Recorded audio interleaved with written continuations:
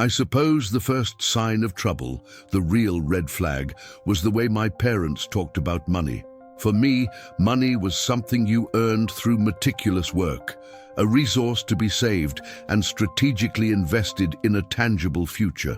For my brother, Mark, it was just something that appeared. He never seemed to worry about it, never seemed to work for it in the same grinding way I did. Yet his needs were always met, his desires always funded by some mysterious source. I spent my teenage years working weekends at a local diner, saving every dollar for a college fund that I saw as my only escape route, my ticket to a real career in software development. My dream wasn't just about getting a degree, it was about building something. I had an idea that lived in my head for years, a concept for an application that would streamline inventory management for small businesses using a simple, intuitive interface. It was my passion project, the culmination of countless sleepless nights spent coding and designing. The college fund was more than just tuition money. It was the seed capital for this dream. It represented 4 years of greasy aprons, missed parties, and the unwavering belief that I could create my own path independent of anyone else's help or approval. Mark, on the other hand, was the golden child. He had the charisma, the easy smile, and a natural talent for making people like him without ever having to back it up with substance. He floated through life on a cloud of my parents' adoration. While I was debugging code, he was at parties. While I was calculating my savings, he was buying new clothes with money I knew for a fact he hadn't earned. My parents called him a people person, a natural leader, while my own ambitions were quietly dismissed as nerdy hobbies or phases I would eventually outgrow. The financial disparity was a constant, unspoken tension in our household. I remember one Christmas when I asked for a new programming textbook, and they told me money was tight. That same day, they gifted Mark a brand new set of expensive golf clubs because he'd casually mentioned wanting to take up the sport to network. The message was clear, even if they never said it aloud. His leisure was a worthy investment, while my future was an expense to be managed. This quiet favoritism laid the groundwork for the betrayal that would eventually shatter my entire world. The day I finally perfected my business plan was one of the proudest moments of my life. I had everything: the core code, the market analysis, the 5-year growth projections, and a clear monetization strategy. In a moment of naive excitement, I decided to show it to my parents. I thought, perhaps foolishly, that this tangible proof of my ambition, this detailed roadmap to success, would finally make them see me. I wanted them to be proud, to finally acknowledge that my hobby was something real and valuable. I craved their validation more than I was willing to admit. Their initial reaction was surprisingly positive. My dad nodded thoughtfully, and my mom even said it seemed very professional. For a brief, intoxicating moment, I felt a warmth I hadn't realized I'd been missing my whole life. But then came the suggestion that would become the first nail in my coffin. "This is brilliant," my dad said, "but you know who's great with this stuff? Mark. He has the business savvy to really sell this to people. You two should work together on this." My heart sank, but I desperately wanted to believe it was a genuine attempt to help. They organized a family business meeting the following weekend. It felt less like a collaboration and more like an ambush. They sat me down at the dining room table and insisted I walk Mark through the entire plan, from the technical architecture to the financial projections. I was hesitant, a knot of dread tightening in my stomach, but their expectant faces made me feel like refusing would be an act of petulance. So I laid my entire dream bare for them, explaining every detail, every innovation, every single piece of my hard work and intellectual property. Mark listened with a feigned interest that I can now see so clearly in hindsight. He leaned back in his chair, occasionally asking a superficial question that showed he wasn't grasping the technical nuances, but was keenly interested in the profit margins. My parents watched him with beaming pride, as if he were the one presenting the idea. "See, he just gets it," my mom whispered to my dad, loud enough for me to hear. I felt a growing sense of being erased from my own story, a prop in a play that was being rewritten in real time to star my brother. After that meeting, a strange secrecy descended upon our house. My parents and Mark would have quiet conversations that would stop the moment I entered a room. I'd see them huddled over Mark's laptop, quickly closing it when they noticed me. When I asked what was going on, they would give me vague, dismissive answers about family finances or planning a surprise for Mom. The atmosphere grew thick with unspoken plots, and the sense of dread I'd felt at the meeting began to solidify into a constant low-grade anxiety that I couldn't shake. The first direct financial blow came about a month later. I logged into my online banking to check on my college fund, a ritual I performed weekly. My heart stopped. Over 80% of the money was gone. A single withdrawal of $30,000 had been made 2 weeks prior. The account was a joint one with my parents, a decision they had insisted upon when I was 16 for safety and guidance. I felt a wave of nausea wash over me as I stared at the screen. The number representing years of my life's work simply vanished into thin air. When I confronted them, their performance was masterful. They feigned surprise, then concern, before launching into a carefully rehearsed story about a sudden, dire family emergency. An old debt of my father's had apparently come due, and they needed to pay it immediately to avoid serious consequences.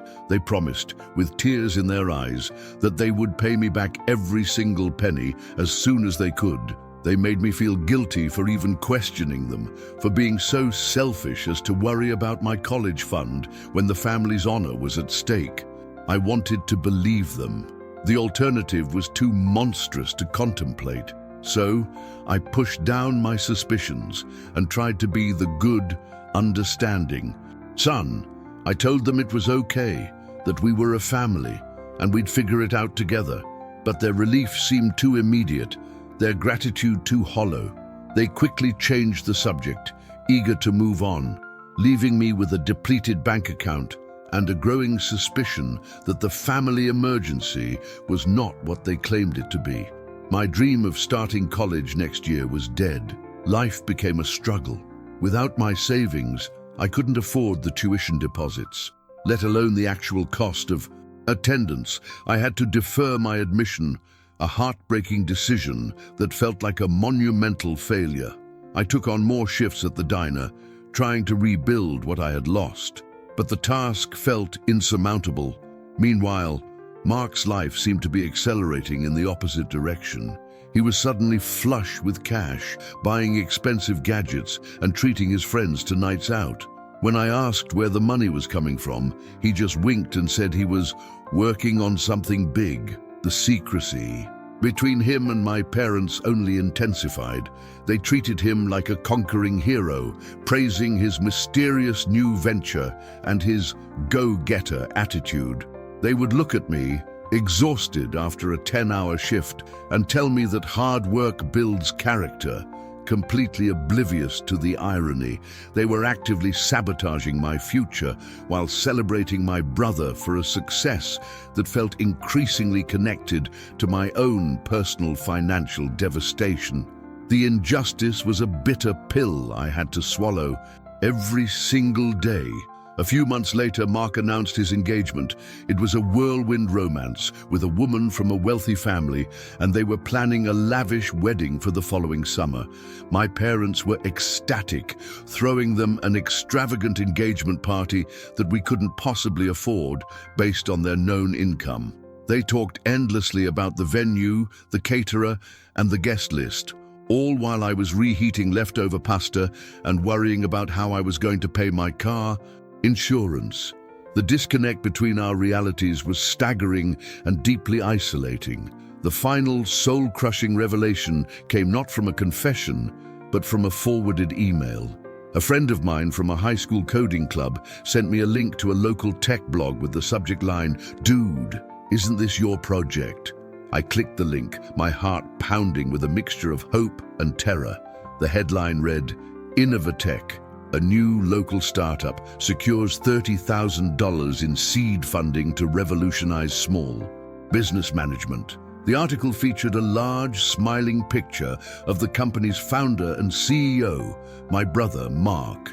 I read the article 3 times, but the words refused to make sense. It described the app's features, its target market, its core mission, all lifted directly from my business plan, often using my exact phrasing. It was my idea, my work, my dream, being presented to the world as his. Then I saw the number again, $30,000 in seed funding, the exact amount that had vanished from my college savings account. The emergency, the debt, the lies, it all collapsed into one single, horrifying truth. They hadn't just stolen my money. That would have been simple, almost clean in its cruelty.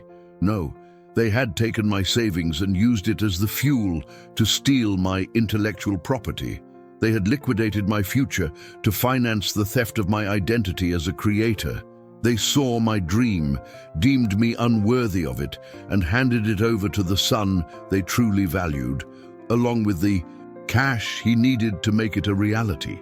It wasn't a betrayal, it was a calculated, strategic reallocation of family resources from the undeserving to the favorite. The confrontation was quiet, almost eerily calm. I walked into the living room, placed my phone on the coffee table with the article displayed, and simply looked at them. For the first time, their masks of parental concern fell away. There was no denial, no attempt at another lie. My father looked at me with a cold, appraising stare and said, "We invested in the stronger horse, son. Mark has the personality to lead a company. You have good ideas, but you can't close a deal.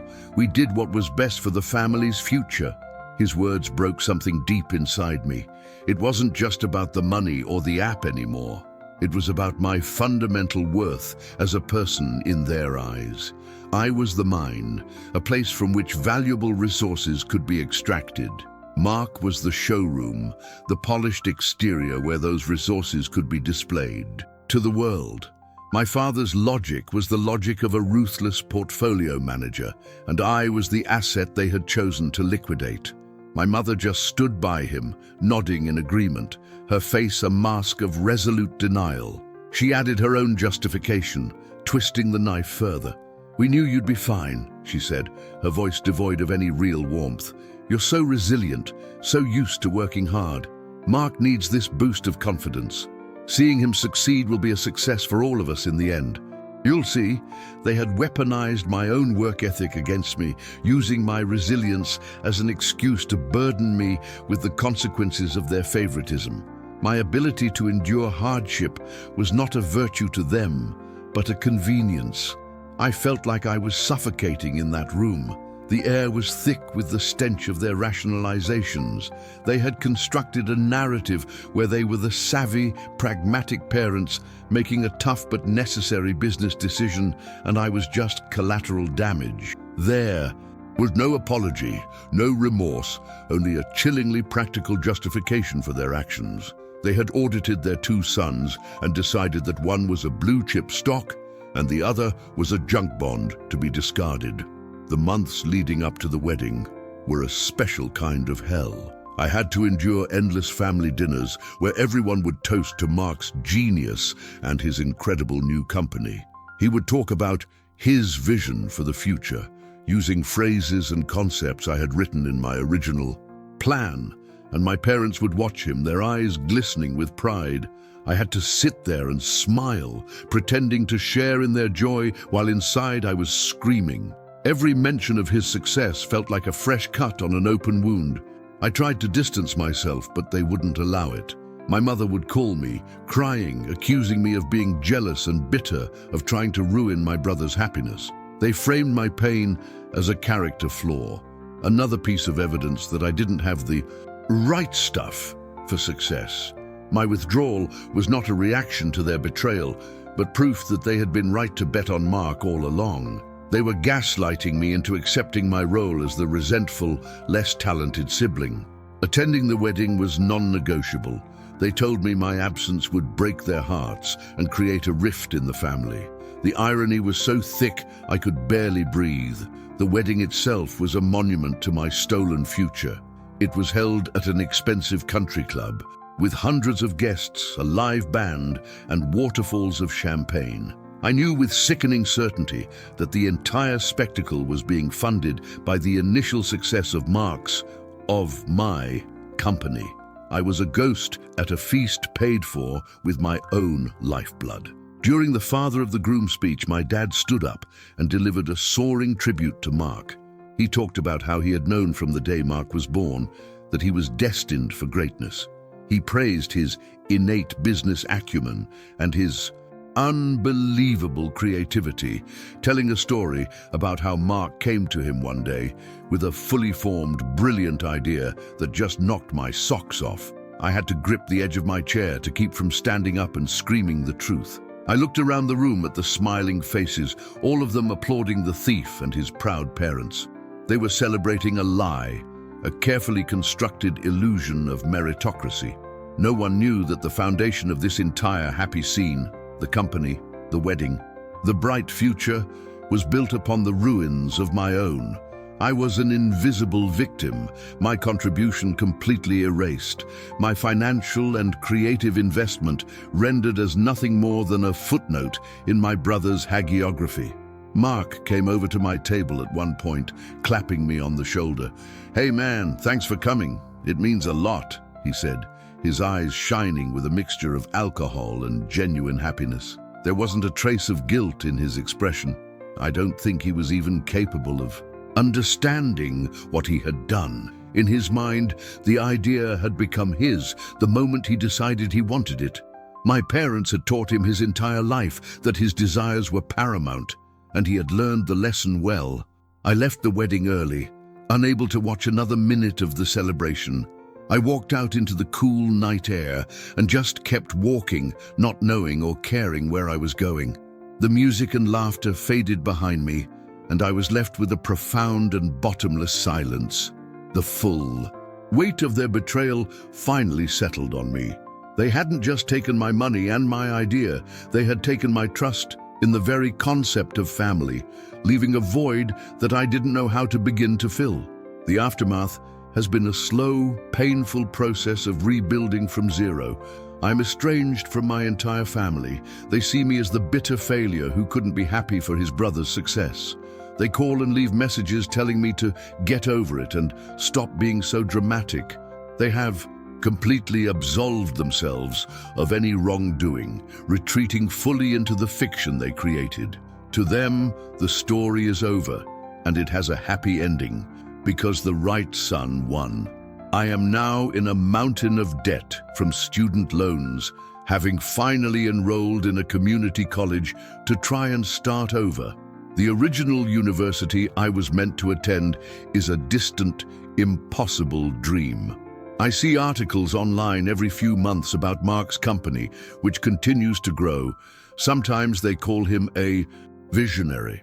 Every time I see that word, it feels like a physical blow, a reminder of the future that was stolen from me in the most intimate way possible.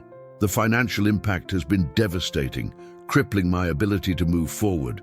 But the psychological toll is worse. The betrayal has created a deep-seated paranoia in me, a distrust of anyone's motives. How can you learn to trust people in the outside world when your own parents, the two people who were supposed to protect you, acted as the architects of your ruin? They didn't just break my heart, they broke my faith in human decency. I'm sharing this on here because I don't know where else to turn. I feel like I'm carrying this heavy, invisible burden every day.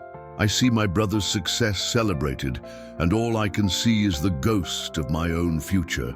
My parents' actions have created a permanent wound, a financial and emotional deficit that I will be paying off for the rest of my life. They didn't just favor my brother, they cannibalized my life to feed his. This experience has taught me a brutal lesson about family and finance.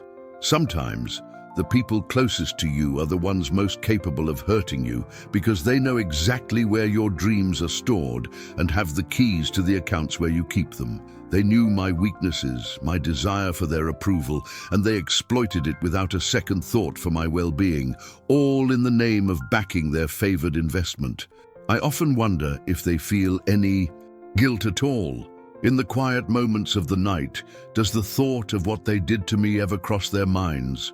Or have they so thoroughly convinced themselves of their own righteousness that my pain doesn't even register as a real thing? I suspect it's the latter. Acknowledging the truth would mean acknowledging their own cruelty, and that is a price they are clearly unwilling to pay. They prefer the comfort of their expensive lie. The company's logo is a stylized I and T for Innovatech. It's on websites, on business cards, probably on the golf shirts Mark wears now. But for me, it's a brand, a permanent symbol burned into my memory. It stands for my idea and my trust. The two things they took from me in one swift, devastating transaction. It is the monument they built to my brother's ambition on the graveyard of my own. I'm trying to move on, to focus on my studies and build something new, something that is entirely mine, protected and firewalled from anyone else. But it's hard.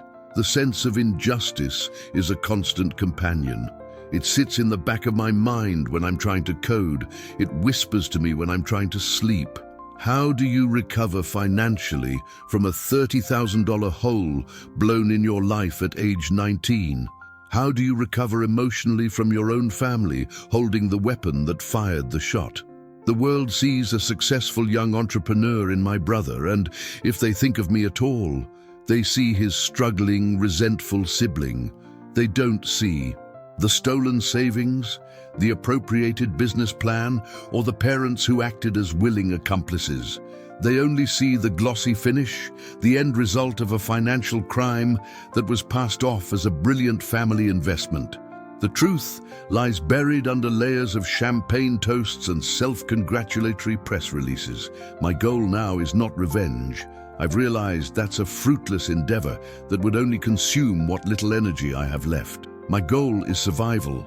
I need to find a way to rebuild my financial stability and, more importantly, my sense of self-worth. I need to prove to myself, and only to myself, that my value was never tied to that one idea or that stolen money. I am more than the resource they extracted from me.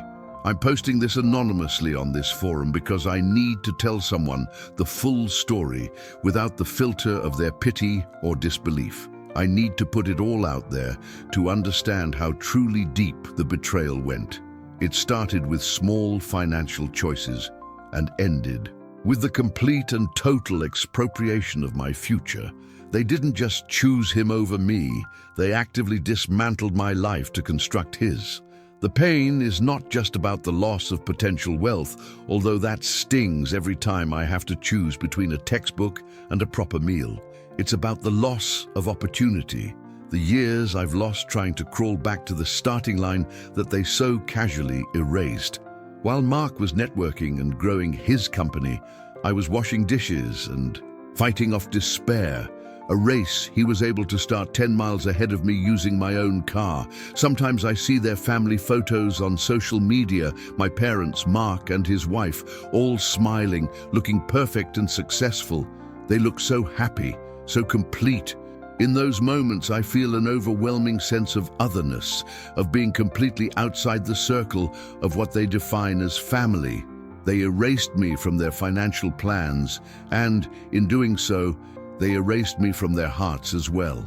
I am the cost of their happiness, the debt they refuse to acknowledge. I still have the original files for my business plan saved on an old hard drive, time-stamped and dated months before Mark's company was even registered. It's my only proof, my silent witness. I don't know if I'll ever do anything with it. Sometimes I think about just deleting it, letting go of the last piece of that stolen dream. But I can't. It's a reminder, not just of what was taken, but of what I was capable of creating. The hardest part is accepting that there will be no justice. They will never admit what they did, and my brother will continue to be praised for his vision. I have to live in a world where he is the hero, and I am the bitter footnote. This forum post is my own small way of setting the record straight, even if it's just to a group of anonymous strangers online. It's a way of reclaiming the narrative, of saying, this happened, this was real, this was a theft. My trust in family is gone, perhaps forever. I now see all relationships through a transactional lens, always questioning what people want from me. This is their true legacy, the permanent damage they inflicted. They taught me that love can be conditional, that support can be a smokescreen for exploitation, and that the people who should be your biggest cheerleaders might just be waiting to steal your playbook and give it to the other team. The anger comes and goes in waves, but what remains underneath is a profound and weary sadness. Sadness for the son they should have been proud of, but chose to sacrifice instead. A sadness for the relationship we could have had, one built on mutual respect instead of calculated favoritism. They had two sons, and they chose to strip one for parts to upgrade the other. I just wish they had been honest about it from the start. I suppose, in the end, my father was right in a twisted way. It was a business decision. They assessed their assets, and they made a choice. They just failed to mention that the business was their family, and I was the division they were liquidating to ensure the C-suite, occupied by my brother, got his exorbitant bonus. The whole affair was a masterclass in ruthless, familial capitalism. The wedding, with its white dresses and joyful music, wasn't a celebration of love. It was a corporate merger party, a celebration of a successful, albeit hostile, takeover. A takeover of my funds, my ideas, and my place in the family. I was not a guest. I was the ghost of the company that had been bled dry and dismantled to make the new, shiny corporation possible. My presence was just a final, cruel formality. I often wonder about Mark's wife and her family. Do they know the real story behind their son-in-law's brilliant startup, or did they just buy into the carefully crafted narrative of the young genius? I suspect they don't know, and I have no intention of telling them. It's not my battle to fight. My battle is here, in the quiet of my small apartment, trying to code my way back to a future they thought they had permanently stolen from me. My relationship with money has been irrevocably altered. I hoard every dollar, terrified of anyone else having access to it. I've built financial firewalls around myself, a fortress of solitude to protect my meager earnings. They taught me that financial vulnerability in a family can be a fatal mistake. It's a lonely way to live, but the alternative, blind trust, is a luxury I can no longer afford. After paying such a high price for it once before, and so I am starting again. It is a slow, arduous climb, with the weight of their betrayal always on my back. But every line of code I write, every dollar I save, every small step I take forward is an act of defiance. It is my silent refusal to accept the role they assigned to me as the family failure. My new dream is smaller, more cautious, but it is entirely my own. And this time, there are no co-signers. The financial favoritism wasn't a single event. It was the entire ecosystem of my upbringing. The stolen startup was just the logical, brutal conclusion of a lifetime of being treated as the less valuable asset. It was the moment the quiet, ongoing emotional bankruptcy of our family was finally declared in stark financial terms. They didn't just bankrupt me, they revealed that the family itself had been morally bankrupt all along. The most painful thing is that I know I would have helped him. If Mark had come to me, genuinely, wanting to collaborate, I would have shared my idea freely. We could have built it together, but that was never an option, because in their eyes, collaboration requires two equals, and we were never that. I was the raw material, and he was the designated artist. That was our assigned value from the very beginning. I am learning to live with the ghosts of what might have been. The ghost of my company, the ghost of my relationship with my parents, the ghost of the brother I thought I had. This post is part of that process, an attempt to exorcise them by dragging them into the light. Thank you for reading my story. It helps, just a little, to know that someone out there knows the real balance sheet of our family's success.